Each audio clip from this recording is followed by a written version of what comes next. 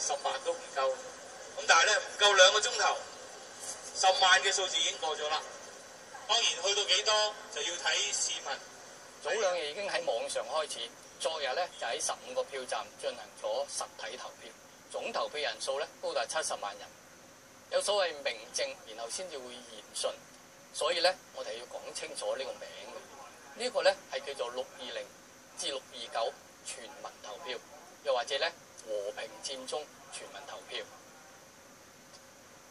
投票就係投票啦，全民都可以參與嘅投票咧，並不等於公投。最大嘅作用咧，亦都只係表態啫。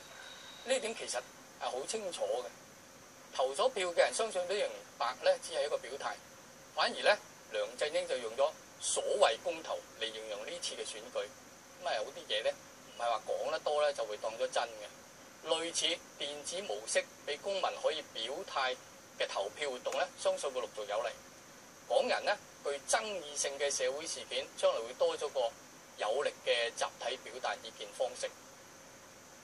佔領中環係一項爭取民主嘅社會運動，全民投票同呢項運動掛咗鈎。呢次投票仲有3個方案，係要喺其中選一個。如無意外，不妨大膽預計咧，70萬人嘅大多數係會選擇咗學界方案。但係由於3個方案咧都有公民提名嘅部分，中央政府同特區政府一直定性咧公民提名係不符合基本法。咁係咪意味住咧佔中係一定會發生呢？其實又唔係嘅。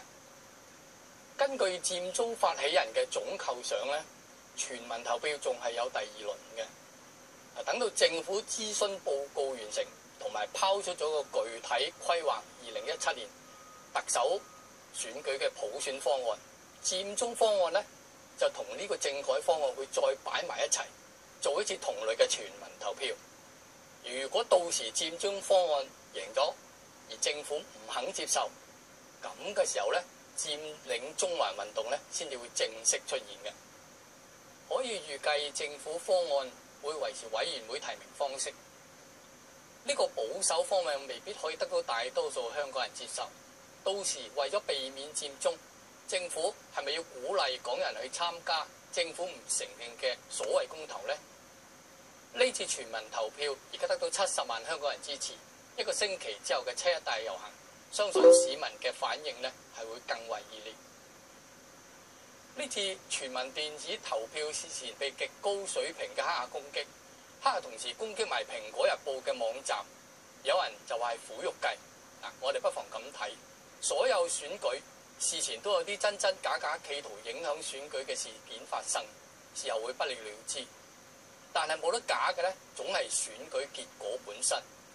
70萬人投票嘅結果係所有人必須冷靜面對嘅事實。